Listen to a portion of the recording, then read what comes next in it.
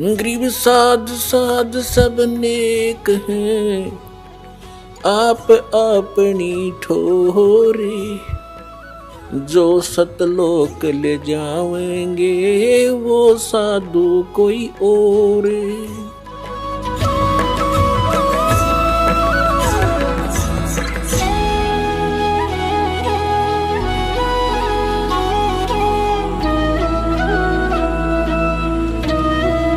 गीतानुसार तीर्थ, व्रत, तर्पण एवं श्राद्ध निकालने से क्या लाभ होता है? ये सब के सब मनुष्य के मन की संकीर्णता को दूर करने वाले हैं। अगर आप अपने भोजन में से कुछ अन्य प्राणियों को भी दे रहे हैं, अतिथि का सत्कार कर रहे हैं, तो ये आपके हृदय की संकीर्णता को दूर करने वाला है। अभी आपने सुने शारदा द्वारकापीठ तथा ज्योतिर्मठ बद्रीनाथ पीठाधीश्वर शंकराचार्य स्वरूपानंद सरस्वती जी महाराज के विचार। और आइए अब जानते हैं पुरी पीठाधीश्वर शंकराचार्य स्वामी श्री निश्चलानंद सरस्वती जी महाराज के विचार। तो शंकराचार्य जी गीता के अनुसार तीर्थ, व्रत, तर्पण एवं श्राद्ध निकालने से क्या लाभ है? यह शास्त्र विधि मुत्सृज्य वर्तते काम कारता न सिद्धिमवापनोति न सुखम न परम गति। भगवान श्री कृष्णचंद्र का यह वचन है। गीता तो शास्त्र की ओर संकेत करती है। विवाह पद्धति गीता में थोड़े है, यज्ञों पद्धति थोड़े है, श्राद्ध पद्धति थोड़े है। गीता संकेत करती है कि मनवादी स्मृतियों को, वेदादि शास्त्रों को प्रमाण मानकर अपने कर्तव्य का निश्चय करना चाहिए। ठीक है, तो श्राद्ध का समर्थन है, तर्पण का समर्थन है। पहले अध्याय में ही अर्जुन ने चिंता व्यक्त की है कि कहीं पिंडोदक क्रिया लुप्त न हो जाए। और भगवान श्री कृष्ण स्वर्ग का वर्णन किया है। क्षीणे पुण्य मर्त्यलोकम विशंति ऊर्ध्वम गच्छन्त सत्वस्था। इसलिए गीता को श्राद्ध, तर्पण जो कुछ शास्त्र सम्मत विधा है सब मान्य है।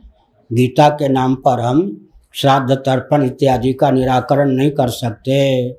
अभी आपने सुने आदरणीय पुरी पीठाधीश्वर शंकराचार्य स्वामी श्री निश्चलानंद सरस्वती जी महाराज के विचार। और आइए अब जानते हैं आदरणीय श्री माधवाचार्य महाराज जी के विचार।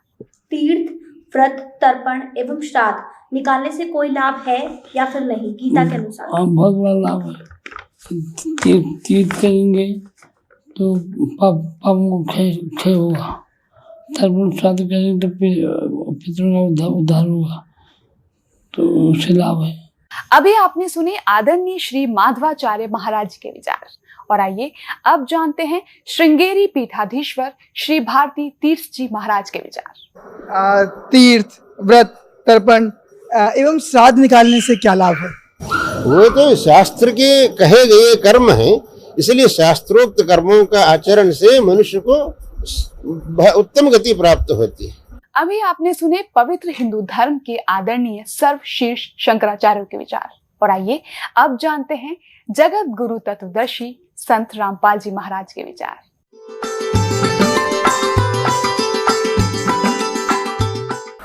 सतगुरुदेव की जय। बंदी छोड़ कबीर परमेश्वर जी की जय।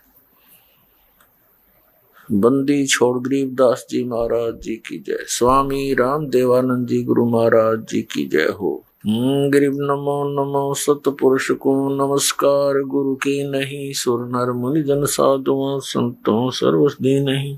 सतगुरु साहेब संत सब दंडोतम प्रणाम। आगे पीछे मज हुए तिनको जा कुर्बान। पुण्यात्माओं, ये सरहद निकालते हैं,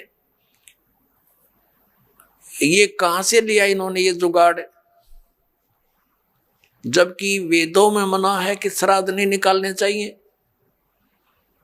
ये भूत पूजाएं हैं, भूत पूजोगे तो भूत पढ़ोगे। गीता जी अध्याय नंबर 9 के श्लोक नंबर 25 में कहा कि भूत पूजने वाले भूतों को प्राप्त होंगे, पितरों की पूजा करने वाले पितर बन जाएंगे, देवताओं की पूजा करने वाले देवताओं के पास जाकर उनके नौकर लगेंगे, और मेरी पूजा करोगे मुझे प्राप्त होगे। तो गीता जी में तो मना किया कि पितर पूजा, भूत पूजा ये 13वीं करनी, अस्थि उठानी, गति कराने के लिए गंगा में डाल कानी, ये सारी शास्त्र विरुद्ध साधना है, वेद विरुद्ध साधनाएं है, ये नहीं करनी चाहिए। अरे हमारे धर्म गुरु इन नवगाटा जुड़वा रहे हमारा, तो पुण्यात्मा आज हम इस योग्य कर दिए परमात्मा ने कि हम इन सदग्रंथों को अब स्वयं देखेंगे। इस दास ने इन सदग्रंथों का गहन निरीक्षण किया, अध्ययन किया, तो उसमें क्या पाया कि हमारे जितने भी धर्मगुरु, हिंदू धर्म के धर्मगुरु, ऋषि, महर्षि, ये मंडलेश्वर, महंत, संत, ये सभी लोक वेद सुना रहे हैं, दंत कथा सुनाया करते हैं। इनके पास शास्त्र अनुकूल ज्ञान नहीं है। ये वेदों, गीता और पुराणों के विपरीत ज्ञान हमें दे रहे हैं, और नाम इन्हीं सदग्रंथों का ले रहे हैं। जो टीचर, जो अध्यापक आउट ऑफ सिलेबस पढ़ाता है, पाठ्यक्रम से हटकर ज्ञान देता है, वो अध्यापक ठीक नहीं, वो शत्रु है उन विद्यार्थियों का। और यही कारण रहा पुण्यात्माओं, शास्त्र विधि को त्याग कर मनमाना आचरण करवा कर इन हमारे धर्म गुरुओं ने हमारे सभी पूर्वज भूत बनवा दिए, 84 लाख योनियों में डलवा दिए, और फिर उनके लिए यत्न बताते हैं, श्राद्ध निकाल दो, पिंड भरवा दो, ये क्रियाएं कर दो, जो कि गीता जी के विरुद्ध है। श्रीमद् भगवत गीता अध्याय नंबर 9 श्लोक नंबर 25 में कहा कि जो भूत पूजते हैं वो भूतों को प्राप्त होंगे। ये श्राद्ध निकालना, पिंड भरवाना, 13वीं करना और अस्थि प्रवाह करना, गति कराने के अर्थ, तो ये सब भूत पूजाएं हैं। इनके करने वाले भी भूत ही बनेंगे।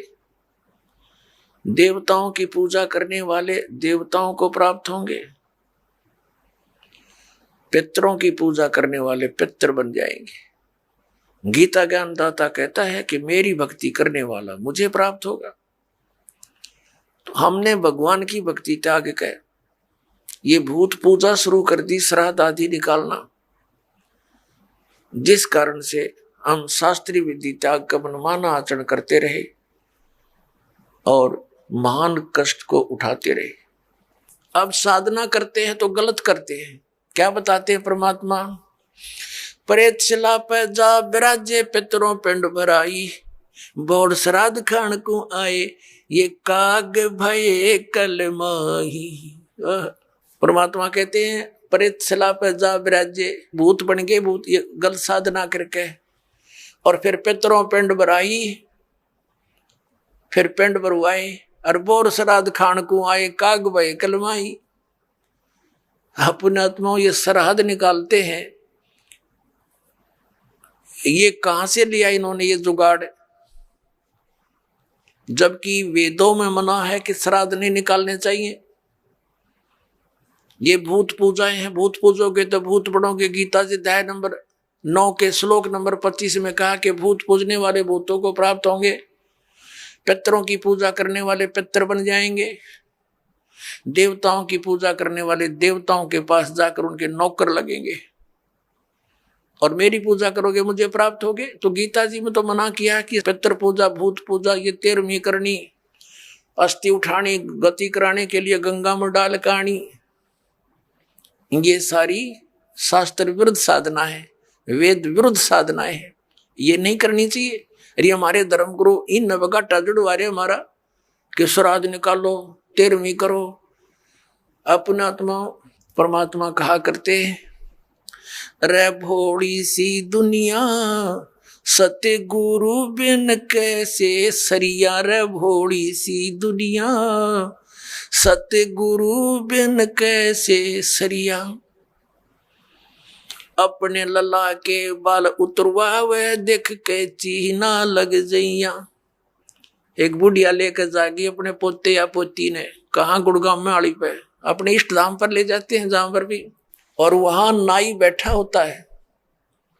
और अज्ञानी धर्म गुरुओं ने हमारे को यह सलाह दे रखी है कि पहले बाल बच्चे के अपने माता के ऊपर उतरवाने चाहिए इष्ट धाम पे। अब वह बुढ़िया जाती है पोता पोती ने लेकर साथ में पुत्र वधू, और वहां नाई बैठा होता है। उसको जा करके वह बुढ़िया कहती है कि रे नाई के भाई मेरे पोते के बाल काट दे। अब बाहर अगर 5 रुपया में काटता होगा ना नाई, उस इष्ट दाम पर 10 रुपये लेगा डबल। अब पता इसने मेरे बिना कोई काटनिया नहीं, इसके डबल तो लेगा। और फिर बुढ़िया न्यू कहेगी भाई काट दे जल्दी सी मोटे मोटे, और न्यू कहेगी अरे भाई नाई के ध्यान रखिए मेरे पोते का कच्चा सिर है, कदे इसका कैंची ना लग जा, धीरे धीरे देख धीरे धीरे भाई। अब परमात्मा कहते हैं अपने लला के बाल उतरवावे, अरे इतनी चिंता कि कदे कैंची ना लग जाइया। अरे एक बकरी का बच्चा लेके उसका गला कटैया रे भोली सी दुनिया, वो भी तो किसी का बच्चा था जो तो बलि चढ़ाने जा रही है, और अपने बच्चे का इतना दर्द कैंची भी ना छू जा। परमात्मा कहा करते जैसा दर्द आपने हो ऐसा जान बिराने। अब फिर वो बाल लेकर बुढ़िया क्या करेगी, उसमें मंदिर में चढ़ावेगी भगवान की मूर्ति पे, और वो बूढ़ा पुजारी बैठा होता है, वो उसी से में उठा के उनने और एक थैले में डाल देगा बोरी में, और जब वह बोरी भर जाएगी श्याम ने उसने उठा के कुरडिया पे फेंका होगा, और कौन सा बैंक में जमा करा होगा उसने बाहर फेंकने उठा के ने। तो परमात्मा कहते तुम यही कटाओ इन्हें यही फेंक दो, इसका कोई यूज नहीं, मूर्ख बना रखा तुम्हारे, धंधा खोल रहे हैं लोग। अपने लला के बाल उतरवावे देख कैंची ना लग जइया, एक बकरी का बच्चा लेके उसका गला कटैया रे भोड़ी सी दुनिया, सतगुरु बिन कैसे सरिया रे भोड़ी सी दुनिया, सतगुरु बिन कैसे सरिया। कच्चा पक्का भोजन बनावे फिर माता धोकने गैया, कच्चा पक्का भोजन बना के फिर माता धोकने गैया, उस माता ऊपर कुत्ता मुते वो क्यों ना मर गईया रे भोड़ी सी दुनिया, गुरु बिन कैसे सरिया रे भोड़ी सी दुनिया, गुरु बिन कैसे सरिया। अब हमारी दादी जी माता दुखवाया करती हमारे थे,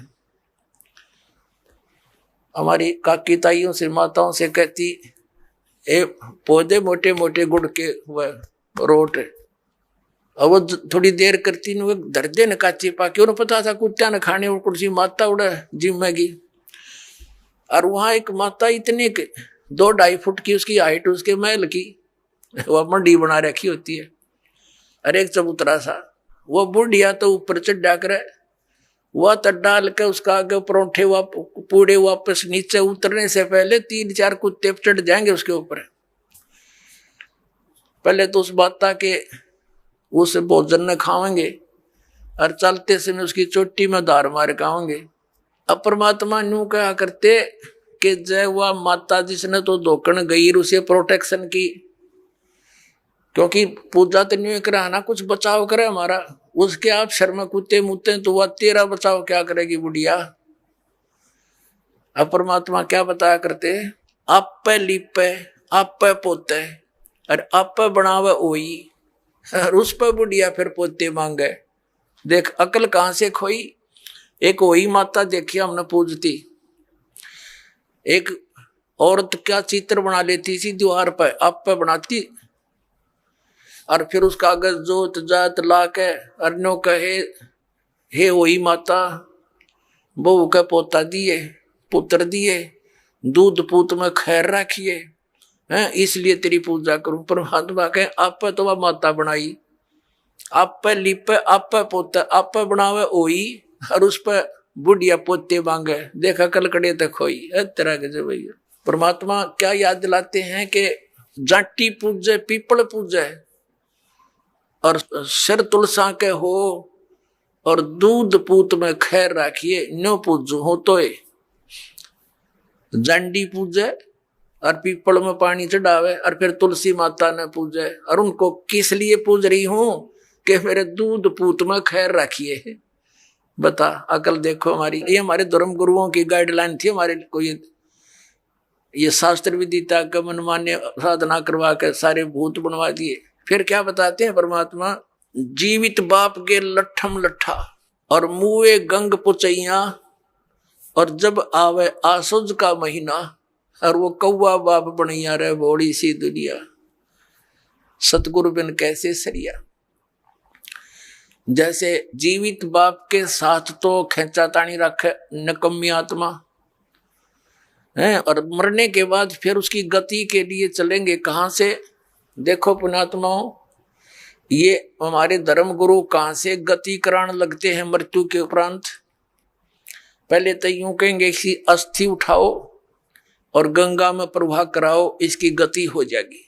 अच्छा, क्या करते हैं, एक व्यक्ति नाम ना लेवा था, उसकी पत्नी ने नाम ले रखा था, और वो वैसे उसका अपनी पत्नी को मना नहीं करता था, ज्ञान से बहुत कुछ परिचित भी था, लेकिन उसके सामने एक बात आती कि मेरा पिताजी की मृत्यु होगी और मैं यदि गंगा में अस्थि नहीं डालकर आया तो फिर मेरी आत्मा नहीं मानेगी, तो मैं इसलिए नाम नहीं लूं। एक दिन वो बता रही थी उसकी पत्नी के मेरे तायसरे की मृत्यु होगी, यानी उसके ताऊ की, और वो लेकर गए उसकी अस्थियों को गंगा घाट पे।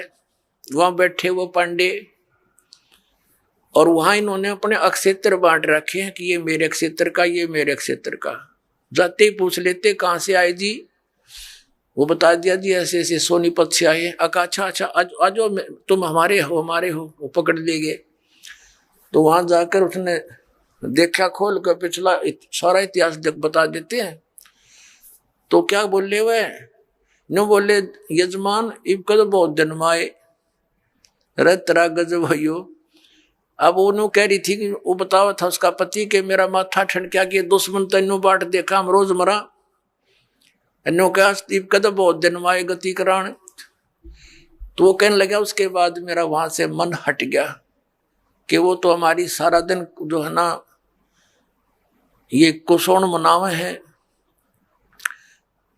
अपने आत्माओं की गति करवा दी कि गंगा में अस्थि डलवा दी, होगी गति। फिर कहें 13वीं करो। 13वीं किस लिए कि गति कराने खातिर। अच्छा, वो 13वीं भी कर दी। फिर कहें अब इसके सरहद निकालो। पहले प्रत्येक महीने किया करते, फिर छठे महीने और बड़ा व्यवस्था करते थे, और फिर 1 वर्ष के बाद वो कंप्लीशन होता था, उसका समापन करते थे। 1 साल में पूरे वर्ष लगे रहते थे गति कराने।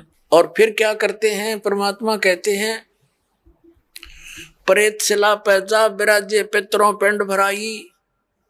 फिर पिंड भरवा दो, पितरों की मुक्ति हो जाएगी। और परमात्मा क्या कहते हैं, जीवित बाप के लट्ठम लट्ठा हर मुए गंग पुचैया, और जब आया आसोज का महीना कौवा बाप बनैया रे बोड़ी सी दुनिया। अब फिर आगे श्राद्ध के समय आसोज का महीना। तो जिस तिथि को कोई घर का सदस्य मृत्यु को प्राप्त होता है तो हमारे धर्म गुरु वो तिथि नोट कर लेते हैं। आसोज के महीने में अमावस्या से लेकर पूर्णमासी तक उस किसी भी तिथि को मृत्यु होती है तो उस दिन विशेष कार्यक्रम करते हैं, श्राद्ध निकालते हैं। और सबसे पहले क्या करते हैं, वो बनाकर भोजन ऊपर रखते हैं छत पे, और उसी समय कौवे आकर खा जाते हैं।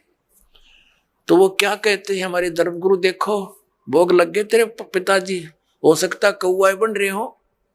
अरे भले आदमियों, गति करान लागे थे, कौआ बना के छोड़ दिया। ये है इनके साधन। अब परमात्मा कहते हैं प्रेत शिला पैजा बिराजे पितरों पिंड भराई, और बहुत सरहद खान को आए काग बने कलमाई। आगे क्या बताते हैं, जय सतगुरु की संगत करते सकल कर्म कट जाई, अमरपुरी पर आसन होते जहां धूप ना छाई।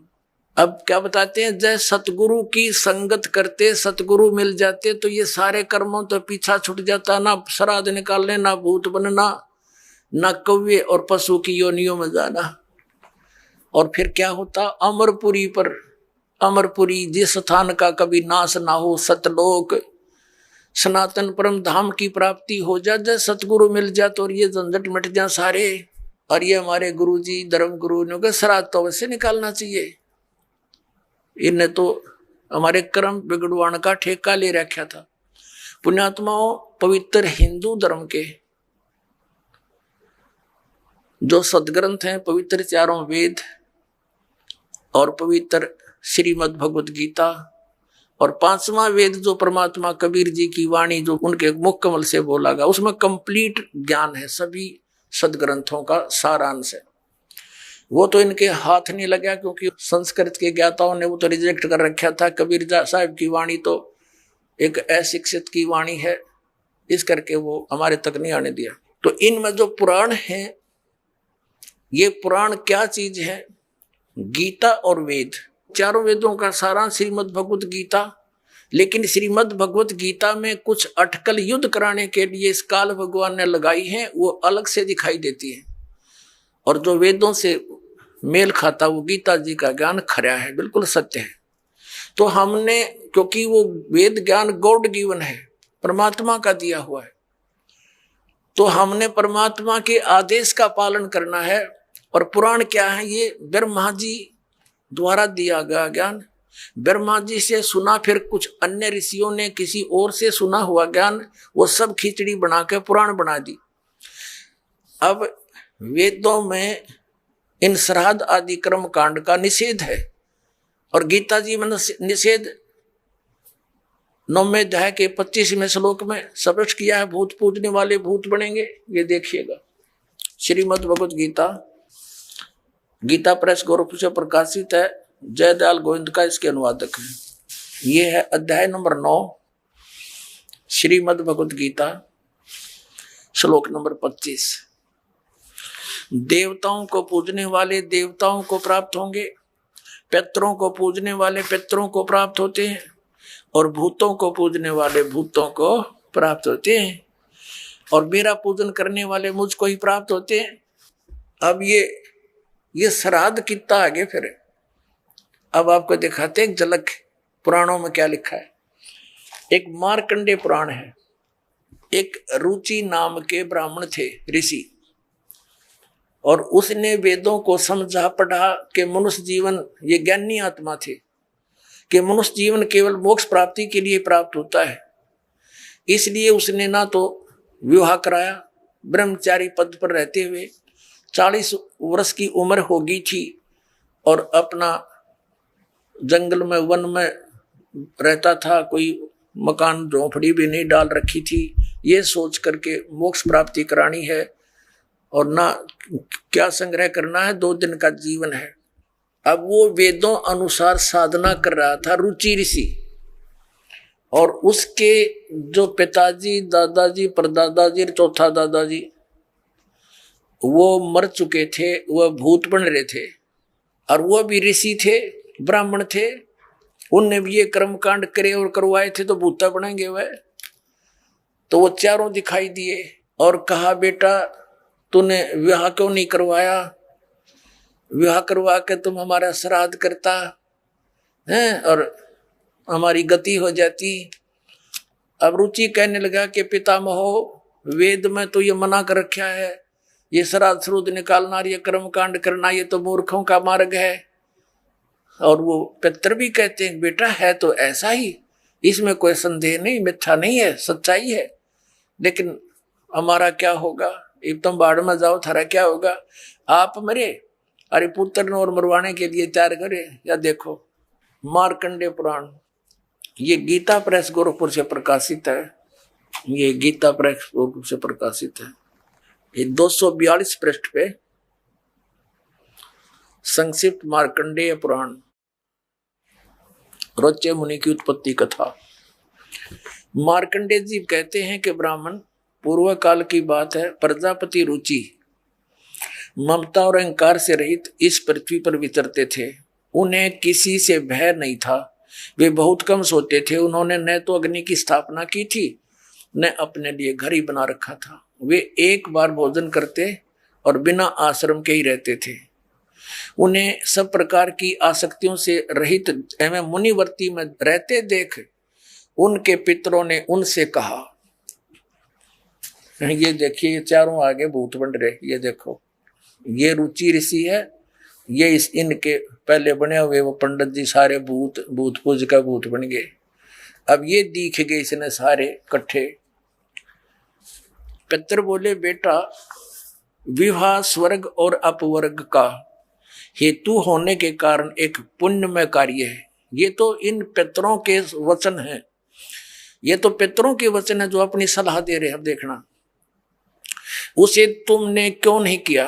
ग्रस्त पुरुष समस्त देवताओं, पितरों, ऋषियों और अतिथियों की पूजा करके पुण्यमय लोकों को प्राप्त करता है। वह सभा के उच्चारण से देवताओं को शब्दा शब्द से पितरों को तथा अन्नदान बलि वैष्णदेव आदि से भूत आदि प्राणियों एवं अतिथियों को उनका भाग समर्पित करता है। बेटा हम ऐसा मानते हैं कि गृहस्थ आश्रम को स्वीकार न करने पर तुम्हें इस जीवन में कलेश पर कलेश उठाना पड़ेगा तथा मृत्यु के बाद और दूसरे जन्म में भी कलेश ही भोगना पड़ेगा। रुचि ने कहा, पितरगण, परिग्रह मात्र ही अत्यंत दुख एवं पाप का कारण होता है तथा उसे मनुष्य की अधोगति होती है, उससे मनुष्य की अधोगति होती है। यही सोचकर मैंने पहले से स्त्री संग्रह नहीं किया। अब यहां देखो, पितर बोले, बेटा जितेंद्रिय होकर आत्मा का प्रक्षालन करना उचित है, किंतु तुम जिस मार्ग पर चल रहे हो वह मोक्ष मार्ग है। बता, इसने तो घटिया मान रहे मोक्ष मार्ग ने कि तुम जो कर्म कर रहे हो जिस मार्ग पर चले तो मोक्ष मार्ग है। अरे हम बतावांगे पितृवृंद का मार्ग देखिए। रुचि ने पूछा, पितामहो, वेद में कर्म मार्ग को अविद्या कहा गया है, जो तुम सलाह दे रहे हो वो कर्म कांड, श्राद्ध श्रूद्ध निकालना, पितृ पूजना, वो तो मूर्खों का सलाह कही है।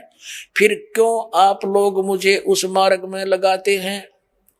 पितृ भी कहते हैं। पितृ बोले, यह सत्य है कि कर्म को अविद्या ही कहा गया है, इसमें तनिक भी मिथ्या नहीं। फिर थोड़ा सिर बच गया, फिर क्या रह गया बता भाई? ये हमारे पुराणों में लिखा है।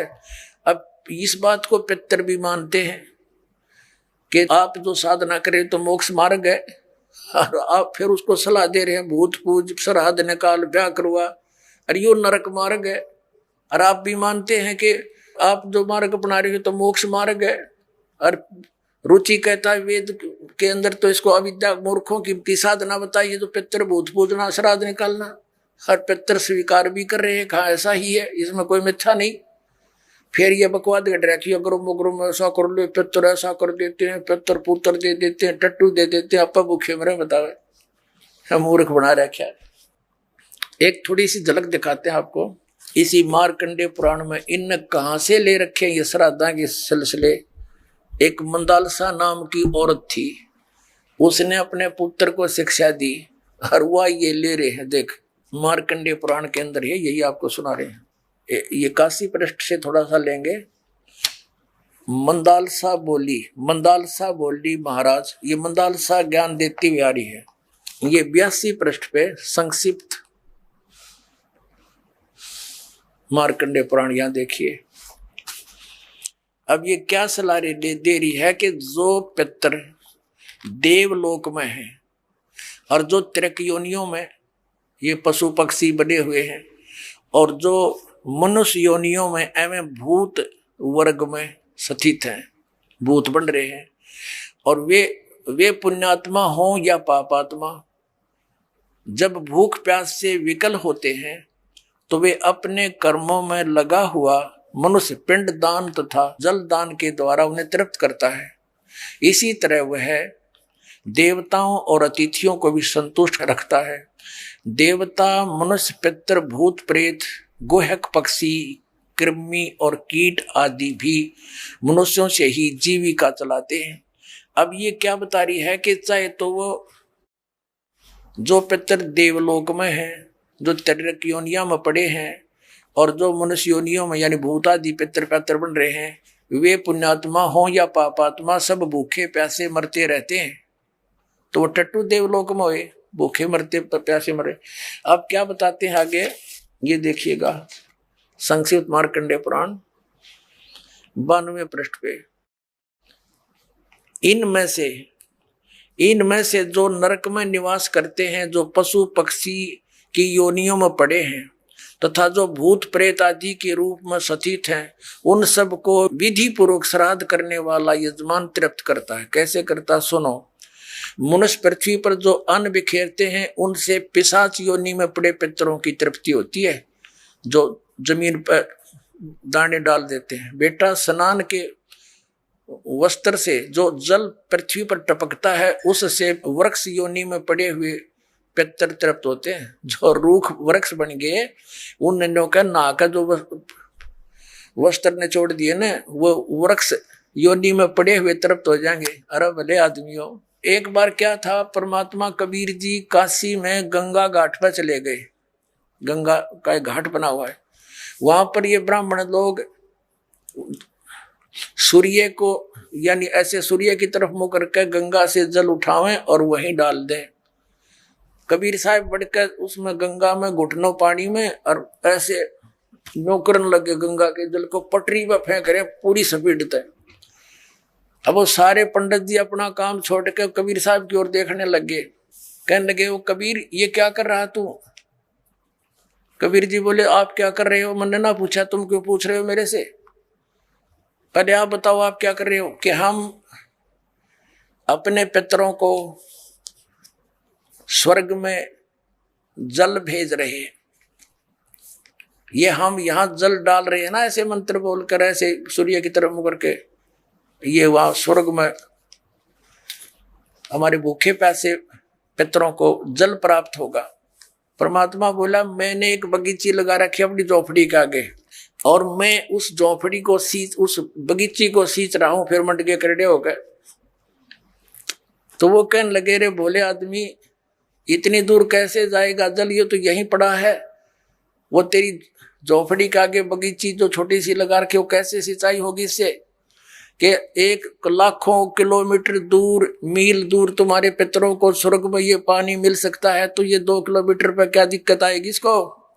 तो उनकी चौंध टूट गई। पंडित जी ने फिर अपना गलती स्वीकार की, मालिक की शरण ग्रहण करी। अपने आत्माओं, वही यहाँ ये सिस्टम है। देखो,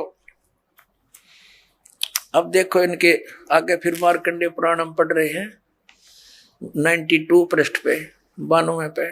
उससे वृक्ष योनि में पड़े हुए पितर तृप्त होते हैं। अच्छा, वृक्ष तो है इतना बड़ा, और पानी निचोड़ा कपड़े का उड़ा गंगा के किनारे, बताओ वृक्ष कैसे तृप्त होगा? उसमें तो बाल्टी भर गिरनी पड़ेगी। तो किसी मूर्ख बना रखे। देखो, और नहाने पर अपने शरीर से जो जल के कण इस पृथ्वी पर गिरते हैं, उनसे उन पितरों की तृप्ति होती है जो देव भाव को प्राप्त हो रहे हैं। देखो इनकी अकल। कहते हैं, नहाने के बाद जो छींटे छाटे पृथ्वी पर पड़ते हैं ना, वो जो देवता बन गए, उन पितरों की तृप्ति होती है। वो टट्टू देवता बन गए, जब इससे पानी तो छकेंगे उड़ा हुआ है। तरह अकल बना मार रखी मारी। देखो देखो, नहाने पर अपने शरीर से जल के कण इस पृथ्वी पर गिरते हैं ना, उनसे उन पितरों की तृप्ति होती है जो देव भाव को प्राप्त हुए हैं, जो देवता बन रहे हैं। और पिंडों के उठाने से, वो पिंड भरवाते हैं, अन्न के कण पृथ्वी पर गिरते हैं ना, उनसे पशु पक्षी योनियों में पड़े हुए पितरों की तृप्ति होती है। बता वो पशु योनि में की भैंस बन के खड़ी होगी, उनकी वह माई या दादी ताई काकी है, और उड़ा वह कण गिरे पृथ्वी पर कीता है। वह भैंस तो उड़े 1 टोकरा भूस खावा डेली, 1 कण तक क्यों कर छिकेगी? वह है तेरा कैसे भैया? देखिए से मूर्ख बना रखा। कुल में बालक जो श्राद्ध कर्म योग्य होकर संस्कार से वंचित रह गए, यानी बचपन में मर गए, श्राद्ध करे नहीं, तो वे बिखरे हुए अन्न और समार्जन के जल को ग्रहण करते हैं। ब्राह्मण लोग भोजन करने के बाद हाथ मुंह धोते हैं और चरणों का प्रक्षालन करते हैं, तो उस जल से भी अनन्य पितरों की तृप्ति होती है। बेटा, उत्तम विधि से श्राद्ध करने वाले पुरुषों के अन्य पितर यदि दूसरी योनियों में चले गए हों, तो भी श्राद्ध से उन्हें बड़ी तृप्ति होती है। अनन्य उपार्जित धन से जो श्राद्ध किया जाता है, उससे चंडाल आदि योनि में पड़े पितर तृप्त होते हैं। अब जो भूत प्रेत पितर कितने वृक्ष बन गए, कोई भैंस बना खड़ा है, कितने कोई काटड़ा बन रहा है, इन्हों के वो भी तृप्त होंगे। वो थोड़े छक्के दो दो दड़ी खाओ एक कब जब पेट भरे। एक बार आदरणीय गरीबदास साहिब जी गांव छुड़ानी में हुए, जिनको परमात्मा मिले थे और सचखंड ले जाकर वापस छोड़ा था, उन्होंने फिर ये ज्ञान दिया। एक उनका शिष्य था किसान, और वो गरीबदास साहिब जी के पास बहुत समय बैठता था, प्रतिदिन सत्संग सुनता था, दिन में विचार सुनते रहते थे, बैठ जाते थे। तो वो एक दिन नहीं आया। गरीबदास जी ने पूछा भाई कल क्यों नहीं आया? अगले दिन जब वो पहुंचा, उसने बताया कि महाराज जी कल मेरी माँ का श्राद्ध था, हमारे पंडित जी आए थे, उन्होंने श्राद्ध निकाला, उसमें सारा दिन बिजी रहा मैं। कहा अच्छा भाई। फिर कहने लगा जी कल भी नहीं आन पाऊंगा मैं। गरीबदास जी ने पूछा कल क्या बात है? कि कल मेरे पिताजी का श्राद्ध है। कहा अच्छा। परमात्मा पहले भी बहुत समझाते थे गरीबदास साहिब जी, लेकिन हमारी बुद्धि इतना काम नहीं करती, हम संसार के व्यवहार को घड़ा में तो देते हैं। तो गरीबदास जी ने कहा भी एक काम करना बेटा, जब तेरे पिता का श्राद्ध निकाल ले तुम्हारे वो ब्राह्मण जी, उसके बाद 2 व्यक्तियों का खाना ले आना यहाँ पर। अब उस व्यक्ति ने सोचा गुरुजी अपने लिए मंगाते होंगे। जब उनके गुरुजी ने सारा काम कर लिया, तैयारी उसने सब लगा दिया, भोग भाग कौवे काव्य छका दिए, तो बाद में बचे हुए 2 मनुष्यों का खाना लेकर के वो गरीबदास जी के मकान में आ गया। गरीबदास जी भी गृहस्थी थे, बाल बच्चेदार थे, किसान थे, लेकिन परमात्मा से परिचित हो चुके थे, तत्व ज्ञान से परिचित थे। उनका खेत था, उस भगत का ही खेत था, उसमें एक जोड़ी थी, छोटा सा तालाब जिसको लेट बोले, और वो व्यक्ति लेकर आ गया 2 मनुष्यों का भोजन। गरीबदास जी कहने लगे आजा मेरे पीछे पीछे। अब उस व्यक्ति ने सोचा खेतों में कोई साधु संत आए होंगे, इनसे मिलने आते रहते हैं। वहां जाकर उस लेट से, उस जोहड़ से 1 किलोमीटर दूर उस खेतों में जो तालाब होते थे छोटे छोटे, पशुओं के पानी के लिए उसमें स्टोर कर लेते थे जल, तो उसके चारों तरफ झुंड खड़े हो जाते थे, झाड़ बोझड़े कांटेदार झाड़ियों के गुच्छे से बन जाते थे।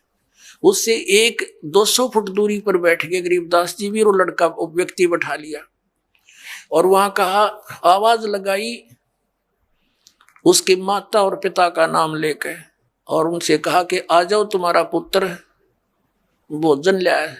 उसमें से एक गीदड़ और गीदड़ी निकल कर आए और वहां आकर खड़े हो गए, और लीला थी गरीबदास साहिब जी की, और कहा बेटा ये तेरी माँ, ये तेरा बाबू, ये तेरा पिताजी, इन्हें खिला भोजन। वो दर दिया खोल कर उसने।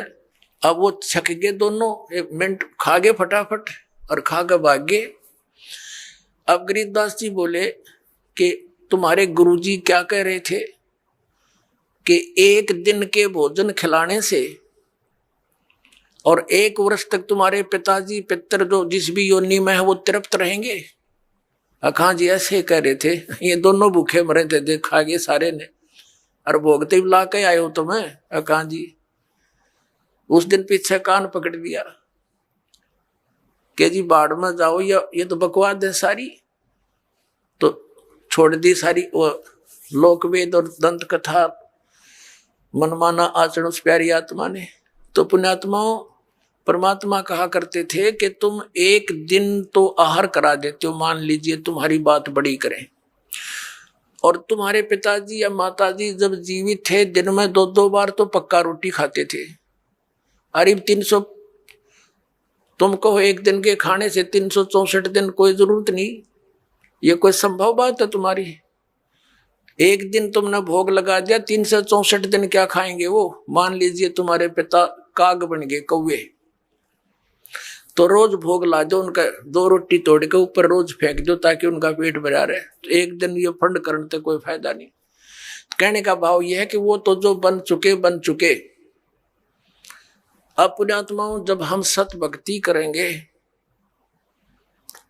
और इस साधना के करने से आपके जो पितर भूत प्रेत आदि बने हुए हैं, और चाहे वो किसी योनि में है, ये पितर वाली सिस्टम में, तो उनकी भी मोक्ष हो जाएगा आपकी भक्ति करने से। आप अपनी भक्ति करते रहो और समय आने पर ये सब आपके पितर वगैरह भी इस साधना से ही इनकी मुक्ति हो जाएगी। अब क्या होता है, जैसे इन्हीं पुराणों में लिखा है कि 1000 ब्राह्मण भोजन कर रहे हों, जैसे इन्होंने पितरों की और भूतों की श्राद्ध की वो विधि बता रखी है। पितरों के लिए भोजन कराओ ब्राह्मणों को तो ऑड नंबर में हो, 1, 3, 7 यानी 5, 7 ऐसे हो, और बाकी इवन नंबर में हो, ऐसी संख्या में जमाने चाहिए। और विष्णु पुराण में लिखा है कि 1000 ब्राह्मण जिमते हो, भोजन कर रहे हो, और उनके सामने एक योगी माने भगत, सच्चा भगत, सत्साधक, सत साधना करने वाला परम अक्षर परमात्मा का जो साधक है वो वास्तव में भगत योगी होता है। योगी का अर्थ ये नहीं ये पेट का पानी हला के दिखा दे आसन उसन कर रहा हो ना, ये योगी नहीं, ये तो एक वो है अपनी समझ लो ये प्राकृतिक चिकित्सक कह सकते हैं, वो योगी है। योगी का अर्थ होता है भक्त, परमात्मा से मिलने की जो कोशिश कर रहा है वो योगी है, भक्त यानी सच्चा साधक। ये देखिएगा श्री विष्णु पुराण, इसके अनुवादक हैं मुनीलाल गुप्त, ये गीता प्रेस गोरखपुर से प्रकाशित है। ये है अध्याय 16 और तृतीय अंश और पृष्ठ नंबर 213 पर। यहाँ पर लिखा है, हे राजन, श्राद्ध करने वाले पुरुष से विश्व देवगण, पितृगण, मातामह और कुटुंबी जन सभी संतुष्ट रहते हैं। हे भूपाल, पितृगण का आधार चंद्रमा है और चंद्रमा का आधार योग है, भक्ति, और इसलिए श्राद्ध में योगी जन को नियुक्त करना अति उत्तम है, यानी सत साधक को। हे राजन, यदि श्राद्ध भोजी एक सहस यानी 1000 ब्राह्मणों के सम्मुख एक योगी भी हो तो वह यजमान के सहित उन सब का उद्धार कर देता है, यानी ब्राह्मणा का भी और उनका यजमान का भी, सबका उद्धार कर देता है। पितरों की तो बात छोड़े। अब पुण्यात्माओं, यहाँ पर आप सब योगी हैं और जो भक्त आपके यहाँ दान करता है वो आपको जमा रहा है, तो आपके पितरों का तो वही उद्धार हो जाएगा। ये सत्कर मान लियो। ये इतना गजब का मार्ग है। जो सत्य है वो तो इन्होंने ग्रहण की नहीं, इन्होंने असत्य ग्रहण कर ली। पुण्यात्माओं, जैसे वेद आपने रुचि ऋषि की कथा में देख लिया मार्कंडेय पुराण में कि वेद में इसको अविद्या कहा है, कर्म कांड को, और पितर भी मानते हैं क्योंकि वह भी ब्राह्मण थे, ऋषि थे। अरे वो नो कहे हमारी दुर्गति हो जाएगी, जय दूसरा आदमी निकालेगा। अब जैसे एक श्रद्धालु कहता है कि जैसे हमारे पिताजी दिखाई दे जा और वो कहें बेटा श्राद्ध निकाल दे, तो हम क्यों नहीं निकालेंगे, निकालना तो पड़ेगा। कोई बात है यार। अपनात्माओं, उसका तरीका है। जैसे किसी का बालक और कुएं में गिर गया, उसका वो तो चिल्ला रहा है डूब गया, उसका क्या इलाज है? गिल्ले डूब जा, डांक मार दे, छलांग लगा दे, वो भी मरे गिल्ले। उसकी विधि है उसको भी बचाने की। पहले रस्सी बांध एक ऊपर मजबूत सी, उसको नीचे डालो, उसको पकड़ कर जा, उसने भी काट के लिया। तो ये पितर दिखाई दे जा ऐसे कोई है तो उसका गेल नहीं डूबे, उस श्राद्ध न नहीं करे, वो तो कुएं में छलांग लगाने वाली बात होगी, गिल्ले मर गया। उसके लिए ये रस्सा है जो दास आपको देगा। ये सत भक्ति करो, इस तरह ये दान धर्म करो, और उन पितरा का वीर सब कहेंगे उद्धार अपने आप होता चलेगा। ये आपने पढ़ भी लिया, क्योंकि सत साधक ये भक्त है। या लाखों योगी जी में एक महीने के अंदर आकर के और फिर वो एक कह के जमान में इतना लाभ बता रहे, तो ये तत्व ज्ञान और शास्त्र अनुकूल साधना, इससे आपका भी कल्याण और आपके पितरों का भी। अब जैसे आप जी ने अभी सुना कि वेद में इसको मूर्खा की साधना बताई है, तो बिल्कुल ठीक है। तो वेद क्या है? ये परमात्मा का विधान है, ये परमात्मा का आदेश है। और जो हमारे पुराणों में जो लिखा है वो पितरों का या ब्रह्मा जी का या किसी तरह से मंदालसा या कौन थी बता, इससे की बात ने साची मान ली, सब ने इसी तरह करने लगे। और या किसी अन्य ऋषि का दिया हुआ आदेश है, इसका पालन हमने नहीं करना। जैसे एक समय एक व्यक्ति की दोस्ती दरोगा से थी, थानेदार से, SHO से, और उस व्यक्ति का जो साथी था पड़ोसी उसको बहुत दुखी कर रहा था। उसने अपने मित्र दरोगा जी से कहा कि भाई दरोगा जी, ऐसे ऐसे मेरा पड़ोस में है, साथ वाला मकान में, बहुत परेशान करता है, सारा कुछ कह लिया, पंचायत भी कर ली, नहीं मान रहा, क्या करूं? अब दरोगा जी ने कहा उसका मार लट सिर में, माफ देख लूंगा। दरोगा जी के आदेश न लेकर उसकी आज्ञा का पालन कर दिया। उसने ये सोच कर आप संभाल लेगा, उस अपने पड़ोसी के साथ झगड़ा ठान लिया, लट्ठम लट्ठा हो गया, उसका सिर में लठ लग गया, वो मर गया पड़ोसी। अब वो SHO वहां का प्रभारी था, वो ले उसी को पकड़कर हवालात में दे दिया, सजाए मौत होगी उसकी। अब राजा का विधान था किसी का लठ मारेगा और मर गया तो उसकी सजा होगी मौत, और वो विधान तोड़ दिया उस व्यक्ति ने। अपने मित्र एक अधिकारी की आज्ञा का पालन कर लिया, जिससे राजा का विधान टूट गया, वो दंडित हुआ। इसी प्रकार इन पुराणों में लिखा हुआ जो आदेश है ये दरोगा जी का समझ लो इन पुराणों में। और वेदों में संविधान समझो भगवान का संविधान अगर तोड़ दिया इन दरोगा जी के कहने से, पुराणों के या इन नकली धर्म गुरुओं के कहने से, इन शास्त्र विरुद्ध साधना कराने वाले आचार्य और शंकराचार्यों के आदेश से हमने ये क्रिया कर ली तो हम दंडित होंगे, हम पितर ही बनेंगे, यानी मौत की सजा मौत की मिलेगी। तो ऐसी गलती हम तो ना करें भाई, और करियो भी मत। एक जीवित उदाहरण दास आपको देता है। मेरे पूज्य गुरुदेव जी ब्राह्मण वर्ण में जन्मे थे। हरियाणा के अंदर जिला भिवानी चरखी दादरी के पास एक पैंतावास गांव है, बड़ा पैंतावास, वहां वो रहते थे, किसान का काम करते थे, वर्ण ब्राह्मण है। पुणात्मा ब्राह्मण कोई जाति विशेष नहीं, दास बहुत बार कहता है कि देखो ब्राह्मण बेदक जा के ब्राह्मणों के विषय में कह रहे हैं, नहीं। और वो खेतों में, मेरे जो गुरुदेव थे ब्राह्मण वर्ण में जन्म था उनका, खेतों में गौवें चरा रहे थे अपने खेतों में। उसके पास पहले जंगल बहुत होते थे, वन बहुत होते थे। एक दिन उनकी भेंट हमारे दादा गुरुजी से होगी, यानी एक संत से। वो उससे प्रेरणा पाकर के घर से खिसकने की सोची और गुरुदेव का एड्रेस पूछ लिया। सब ज्ञान से परिचित होकर खेतों में शाम के समय गौएं चरा रहे थे, और भी कुछ साथी पाली गवाले थे।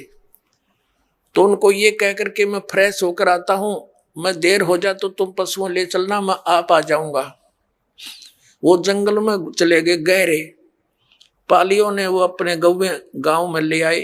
अब वो सामने काफी देर होगी, जब नहीं आए, उनका बचपन का नाम, गांव का नाम हरिद्वारी था, पंडित हरिद्वारी। और फिर उन्होंने अपना नाम बदल लिया था, कोई पहचान ना ले, घर से निकल गए थे वो। तो उन्होंने क्या किया, अपने कपड़े जो पहन रखे थे वो उतार दिए, 2 जोड़ी कपड़े लेकर गए घर से, उस दिन एक अलग से ले गए थे, किसी को दिखाया नहीं। वो जो पहन रखे थे वो कपड़े पाड़ पूड़ के, और कोई किसी हिंसक पशु ने, कोई पशु खा रखा था, कोई मृग वगैरह, किसी शेर ने, वो उन्होंने दिन में देख लिया था। उसके ऊपर घेर के कपड़े और निकल गए, रातों रात हरिद्वार पहुंच गए। अब घर वालों ने इंतजार की, घंटा 2 घंटा, फिर पूछा उन पालियों से, हरिद्वारी नहीं आया। वो कहने लगे वो यूं कह रहा था मैं फ्रेश होकर हूं, तुम चलो। उन बच्चों को साथ लेकर गए, बताया कहाँ से प्रवेश हुआ था, किधर गया था। जाकर ऐसी पहले टॉर्च होती नहीं थी, लालटेन दीपक से ले रखे हाथों में गए, देखा रहे ये तो बच्चा खा रखा है, ओहो ये तो किसी हिंसक पशु ने खा लिया, रे मर गया। अंधे हो गए, रोन लाग गए, दूर तय अंधेरा सा था। वो आड़ जो पशु के हुए और कपड़े इकट्ठे करके रात ने दाग दे दिया, अग मर गया। फिर उसकी 13वीं शुरू हुई। पहले तो आए महीने का लठ गड्ढा करता है, वो आए महीना ब्राह्मण जिम्या करते। अब वो ब्राह्मण न्यारे हैं जो कर्म कांड करने वाले, तो वो सारा काम कर दिया। वर्षी भी बना मनु दी, और फिर हो गए श्राद्ध शुरू है कि यो थारा बे औलादा मर गया, निसंतान मरा हुआ है, और इसकी अच्छी सेवा करनी चाहिए, नहीं तो क्योंकि तुम इनका हक खा रही हो। जमीन थी इनके नाम, और वो बन रहे भक्त संत बन गए, दुनिया का उद्धार करें। एक बार जब मेरे पूज्य गुरुदेव जी 105-6 वर्ष के हो गए, सतलोक जाने की तैयारी हुई। तलवंडी भाई फिरोजपुर जिला पंजाब में उनका आश्रम, एक इसमें खन्ना के अंदर था, एक मोगा के अंदर था, एक नजफगढ़ आश्रम था। तो तलवंडी भाई वो ज्यादा रहते थे, तो वहां से दास को उसमें आदेश दे रखा था नाम देने का। बहुत से शिष्य भी उनकी प्रेजेंस में दास के हो गए थे। 2 बच्चों की सेवा लगा रखी थी, उनकी सेवा में छोड़ रखे थे। तो उनका संदेशा आया कि गुरुजी यहाँ पैंतावास आ चुके हैं। तो दास भी पहुंच गया 3-4 भक्तों को लेकर गाड़ी से। वहां देखा वो गुरुजी बैठे, प्रणाम हुआ। फिर उनकी एक भाभी जी थी, वो 92 वर्ष की हो रही थी, 92 ईयर ओल्ड थी। उससे बातचीत हुई। हमने उनसे पूछा कि माता जी, जब हमारे गुरुदेव यहां से चले गए तुमने क्या सोचा पीछे थे? वो कहने लगी, जी मैंने तो ये सुना था कि इनकी मृत्यु होगी। तेरा एक देवर था, और वो ऐसे ऐसे जंगल में किसी पक्षी ने, पशु ने खा लिया था, हिंसक ने, और मैं आई जब तक इसके श्राद्ध निकला करते, और 70 श्राद्ध मैंने अपने हाथ निकाल रखे इसके। और जब भी कभी कोई ऊक चूक घर में हो जाए, पशुओं में कोई हानि होती, फसल में हानि होती, हम अपने गुरुजी ब्राह्मण के पास जाते थे, उससे वो पितरा पुत्रा पढ़वाते थे। वो क्या कहा करता कि तुम्हारा अर्धवारी निसंतान मरा हुआ है, और वो तुमने सिद्ध है, तुमने हानि करता है, उसके 5 कपड़े बनवाओ, उसके श्राद्ध अच्छी तरह निकलवाओ, और उसका फलाना कर दो। वो जो कुछ भी कहता वो सारा करते हम, और फिर भी न्यू कहता है ठीक से श्राद्ध नहीं, अगली बार मैं करूंगा अच्छी तरह। 70 तो श्राद्ध करवा दिया, रियो बैठा न्यू का न्यू। अब मैं कहने लगा, माता जी देखो गीता जी में मना कर रखा है 9वें अध्याय के 25वें श्लोक में कि भूत पूजनीय भूत बनेंगे, पितर पूजनीय पितर बनेंगे, ये पूजा नहीं करनी चाहिए। अरे वो आपके सामने जीवित उदाहरण रहा, ये मूर्ख बना रहे थे आपको। कोई सच्ची बात थी इन लोगों की, ये अब तो छोड़ देना इसको। ने बोली ना भाई, या तो पुरानी लाग है, नो के छूटे है, बाढ़ में पड़ो फिर भी ना छूटे, हद कर दी भाई। आंखों देख रही है, आपसे कह रही है कि मैंने इसके 70 श्राद्ध निकाल लिए, पिंड भी भरवा लिए, न बोलो पितर बन गया। हमारे पितर नहीं, वो सबका तो उद्धार करने वाले महापुरुष बन गए, लाखों लोगों का उद्धार कर दिया। इस नृत्यों इनके श्राद्ध निकालो, इन मूर्खों को पालन लग रही। अपने आत्माओं ये तीर्थ कैसे बने, शंकराचार्यों द्वारा कैसा ज्ञान दिया जाता है, थोड़ी सी एक झलक दिखाते। ये पुस्तक है हिमालय तीर्थ, जेपी नंबूरी इसके ये लेखक हैं। हिमालय तीर्थ जेपी नंबूरी उप मुख्य कार्यकारी श्री बद्रीनाथ केदारनाथ मंदिर समिति, कोलकाता से प्रकाशित है। पहला प्रकाशन, प्रकाशक है रंजू चक्रवर्ती, 76A/1 Bama Charan Roy road Calcutta, Mudragiri print services Calcutta. अब इसमें कथा दिखाते हैं आपको, हमारे शंकराचार्य जी हमें क्या कथा सुनाते हैं, कैसा ज्ञान देते हैं। यह एक कथा सिंपल सी लेंगे, ज्यादा इतना समय नहीं हम वेस्ट करेंगे। देखना, ये पृष्ठ नंबर 19 पे एक कथा सुनाई है इन्होंने इन तीर्थों के बारे में, ये तीर्थ कैसे बने। ये हिमालय तीर्थ पुस्तक है। यहां लिखा है कि ये पहले तो इन्होंने और बताई है, नर और नारायण ऋषियों के पश्चात अन्य ऋषि मुनियों व भक्तों द्वारा यह ज्योतिर्लिंग पूजित रहा। एक भगवान ने कोई किसी नर और नारायण नामक व्यक्तियों की पूजा से प्रसन्न होकर ज्योतिर्लिंग की स्थापना की, उसकी ये पूजा करते रहे। उसके तत्पश्चात महाभारत काल में पांडवों द्वारा गोत्र हत्या अर्थात महाभारत युद्ध में अपने भाई बंधुओं आदि की हत्या के पाप से मुक्ति हेतु यहाँ पर देवादिदेव महादेव की आराधना की। अपना पाप नाश करने के लिए भगवान शंकर भगवान की पूजा की उन्होंने, ये पांडवों ने। इसी प्रसंग में पुराणों में एक कथा आती है।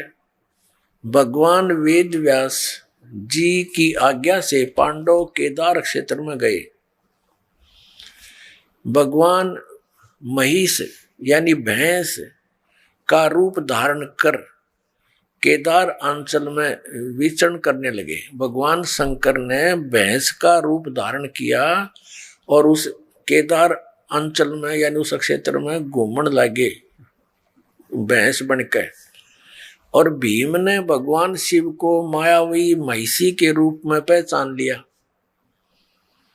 अब नो कहे भीम ने वो पहचान लिया कि यो भगवान शिव है भैंस के रूप में, और वे ऐसा जानकर भगवान शिव महिष रूप में पृथ्वी में समा ही रहे थे कि महाबली भीम ने दौड़कर उनका पिछला भाग पकड़ लिया।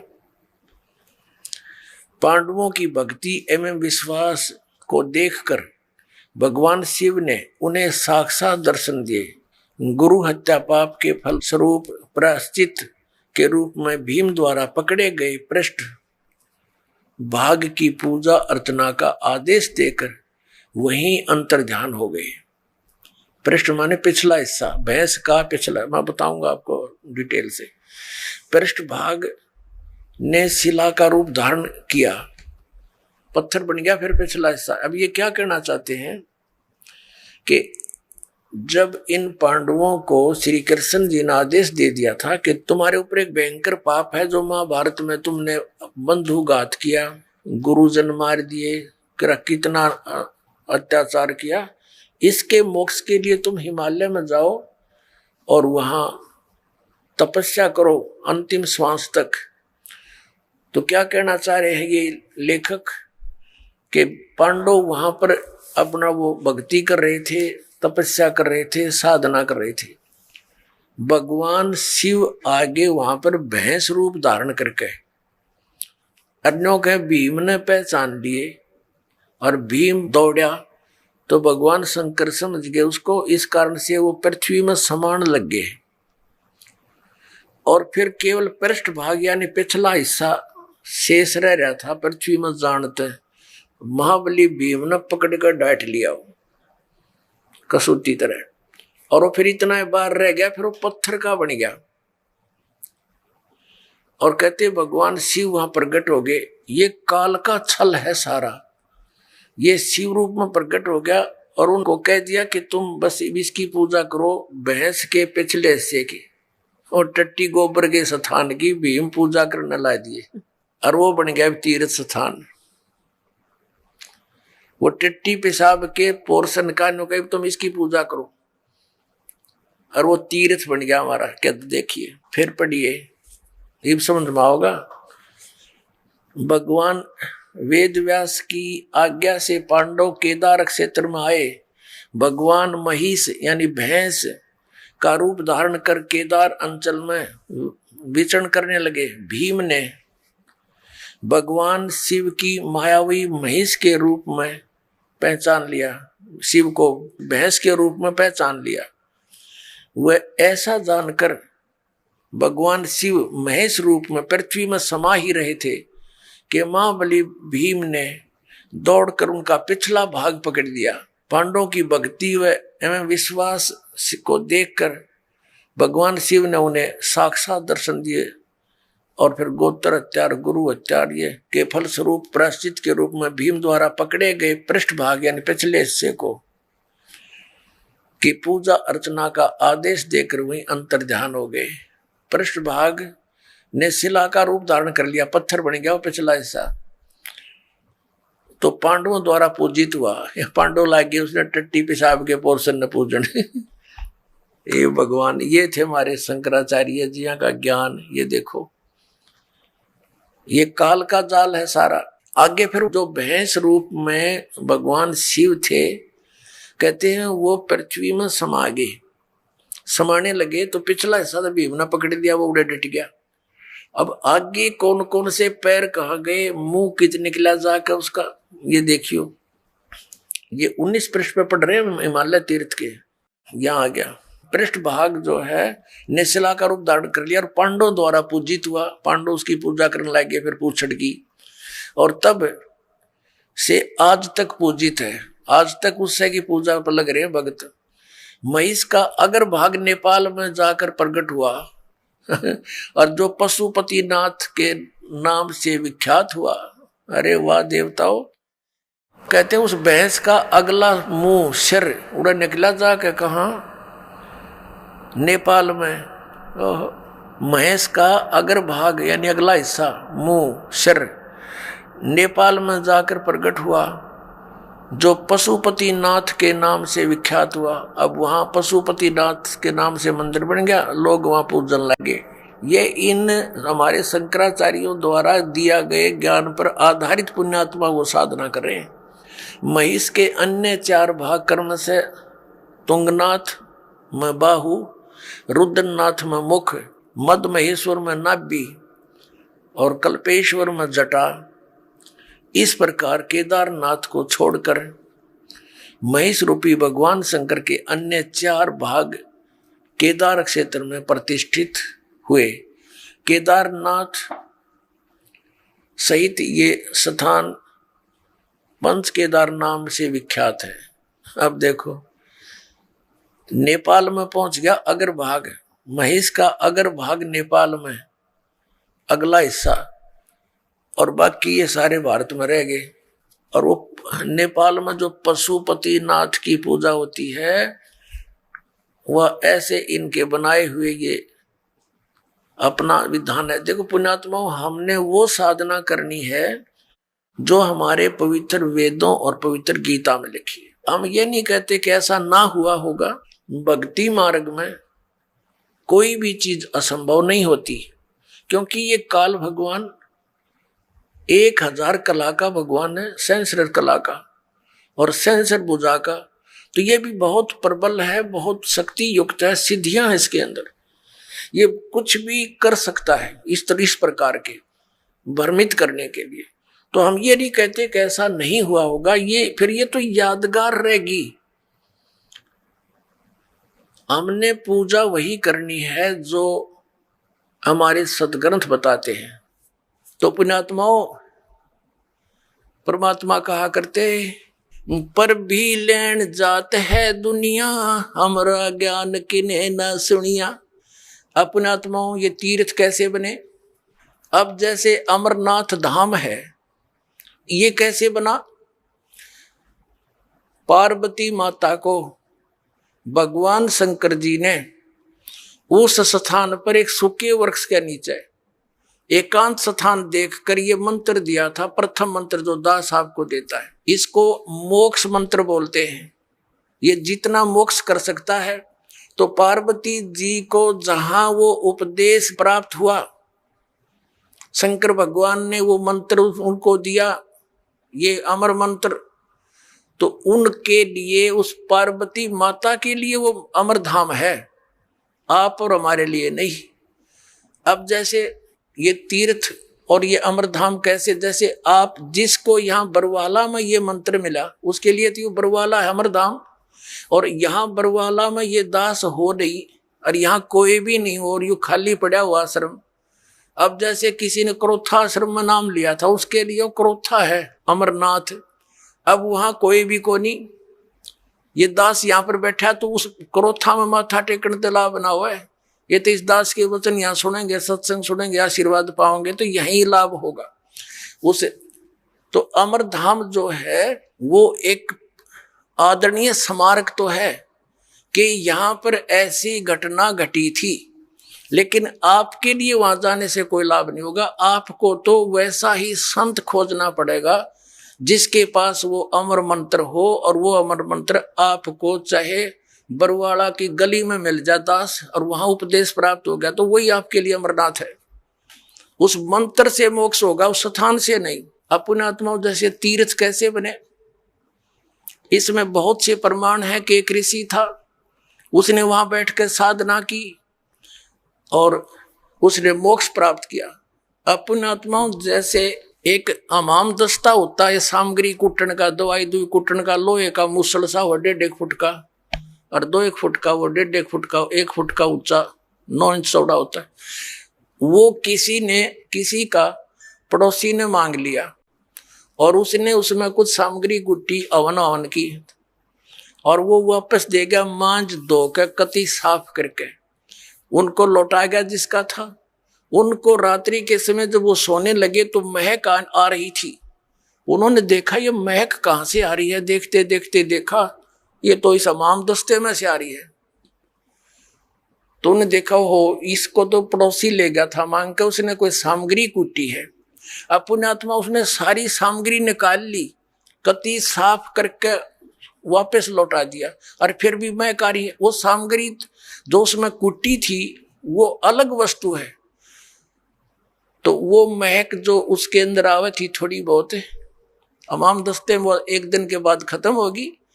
अब ये तीर्थ एक अमाम दस्ता समझो, और जैसे उस ऋषि ने उसमें सामग्री कूटी, यानी वो साधना वहां बैठकर की, वो सारी कमाई लेकर अपने उस धाम को चला गया जहां उसने उस साधना से जाना था।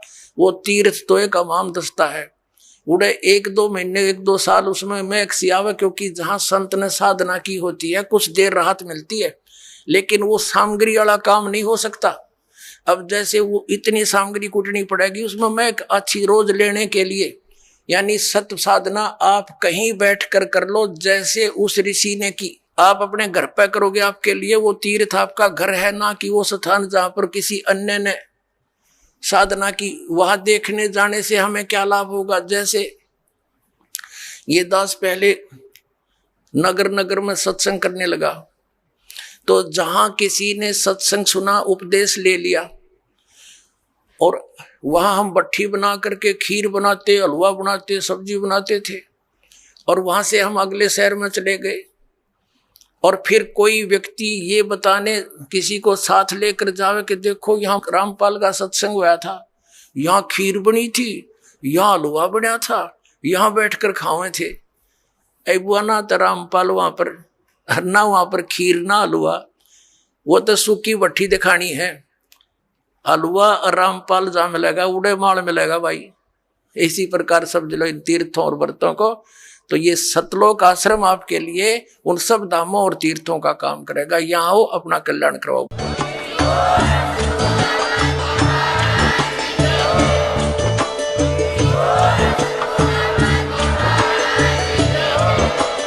आप सुन रहे थे जगत गुरु तत्वदर्शी संत रामपाल जी महाराज जी के मंगल प्रवचन। अधिक जानकारी के लिए विजिट कीजिए हमारी वेबसाइट www.jagatgururampalji.org। संत रामपाल जी महाराज जी के शुभ आशीर्वाद से पूरे विश्व भर में 500 से भी ज्यादा नाम दीक्षा केंद्र हैं, जिन पर संत रामपाल जी महाराज जी द्वारा ऑनलाइन निशुल्क नाम दीक्षा दी जा रही है। अपने नजदीकी नाम दीक्षा केंद्र का पता करने के लिए संपर्क करें 8222880541।